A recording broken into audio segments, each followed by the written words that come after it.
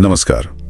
आज हम एक बहुत ही दुखद घटना पर बात करेंगे। अहमदाबाद में जो एयर इंडिया फ्लाइट AI-171 का हादसा हुआ।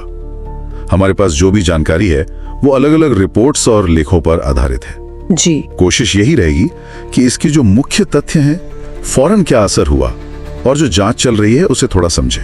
हाँ, ये बहुत जरूरी है क्योंकि ये दशकों में भारत का सबसे भयानक विमान हादसा है। और ये बोइंग 787 ड्रीमलाइनर का भी पहला ऐसा नुकसान है जिसमें मतलब विमान पूरी तरह खत्म हो गया। बिल्कुल, चलिए बात करते हैं इस पर। तो ये घटना है 12 जून 2025 की। एयर इंडिया की फ्लाइट AI-171 एक बोइंग 787-8। हाँ, VTNB रजिस्ट्रेशन था उसका। अच्छा, ये अहमदाबाद से लंदन गेटविक जा रही थी, लेकिन उड़ान भरने के बस 30 से 60 सेकंड के अंदर ही, बहुत ही कम समय में, हाँ, मेघानी नगर इलाके में वो BJ मेडिकल कॉलेज हॉस्पिटल है उस पर गिर गया और फिर भयानक आग लग गई थी। तस्वीरें काफी विचलित करने वाली थीं। विमान में कुल 242 लोग थे, 230 यात्री और 12 क्रू सदस्य। और इसमें से जैसा कि पता चला सिर्फ एक ही व्यक्ति बच पाए। हाँ, ये बात मतलब बहुत चौंकाने वाली है। सिर्फ एक व्यक्ति, विश्वजीत कुमार रमेश, ब्रिटिश नागरिक, उनकी सीट 11A थी, इमरजेंसी एग्जिट के पास। उनकी लोकेशन शायद एक फैक्टर रही हो। उन्होंने बाद में बताया भी कि एक रेत के टीले की वजह से शायद गिरने का असर कुछ कम हुआ। जमीन पे भी काफी नुकसान हुआ। हॉस्टल में भी कम से कम 30-39 लोगों की मौत हुई और 50-60 लोग घायल हुए। हाँ, ये दोहरी त्रासदी थी। ये भी सुनने में आया कि प्रधानमंत्री मोदी जी अस्पताल गए थे एक घायल छात्र से मिलने। जी। अच्छा, अब अगर जांच की तरफ देखें तो क्या कुछ पता चल रहा है? कुछ शुरुआती बातें। हाँ, देखिए, जांच में कुछ अहम चीजें सामने आई हैं।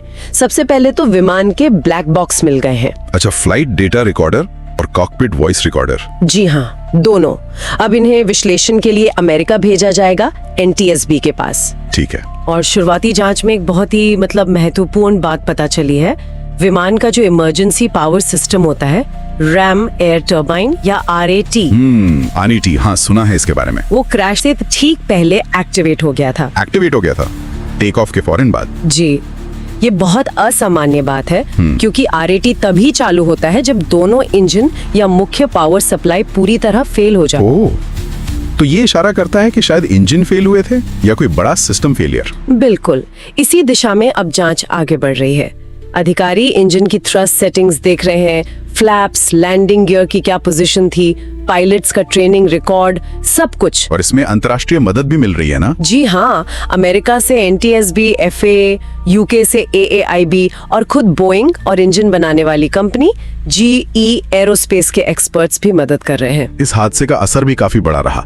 आपने जैसे बताया कि ये 787 का पहला ऐसा हादसा है जिसमें विमान नष्ट हुआ। हाँ, ये बोइंग 787 के लिए बहुत बड़ा झटका है और इसी वजह से एहतियात के तौर पर एयर इंडिया ने अपनी वाइड बॉडी फ्लाइट्स, मतलब बड़े विमानों की उड़ानें कुछ समय के लिए रोकी भी थीं। अच्छा जी, इसका असर ये हुआ कि हादसे के बाद कुछ हफ्तों तक अंतर्राष्ट्रीय रूट पर बड़े विमानों की कैपेसिटी करीब 15% कम हो गई थी। और एक और बात शायद नियमों को लेके भी हुई। हाँ, हवाई अड्डों के पास जो उड़ान के रास्ते में रुकावटें हो सकती हैं, उनको हटाने के लिए एक नए नियम का ड्राफ्ट भी लाया गया है। और जो परिवार हैं, उनके लिए क्या किया जा रहा है ये जानना भी जरूरी है। जी, परिवारों को सहायता दी जा रही है। पहचान के लिए DNA टेस्टिंग चल रही है। अब तक शायद 210 से ज्यादा लोगों की पहचान हो भी चुकी है। देश भर से प्रतिक्रियाएं भी आईं, नेताओं ने और बॉलीवुड से भी कई लोगों ने दुख जताया। हाँ, करीना कपूर, अक्षय कुमार, विकी कौशल, कई नाम सामने आए। तो कुल मिलाकर अगर देखें, इसका क्या मतलब निकलता है? देखिए, मतलब साफ है कि ये एक बहुत बड़ी विमानन त्रासदी है। जानमाल का भारी नुकसान हुआ है। अब सारा ध्यान जांच पर है, खासकर वो RAT का एक्टिवेट होना और इंजन की परफॉर्मेंस। हाँ, वो RAT वाली बात काफी अहम लग रही है। जी, और इसके नतीजे एयर इंडिया के लिए और शायद पूरे एविएशन सेफ्टी नियमों के लिए भी काफी अहम होंगे। यहाँ एक सवाल मेरे मन में आ रहा है।